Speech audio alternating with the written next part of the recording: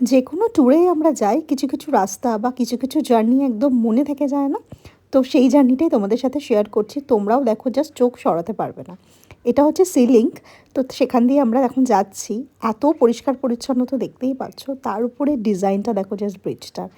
এত সুন্দর, এত সুন্দর! আমি না হা করে দেখছিলাম। মানে ভিডিও আমি চালিয়ে রেখেছি। মাঝে, মাঝে জুম ইন জুম আউট করছিলাম ঠিকই।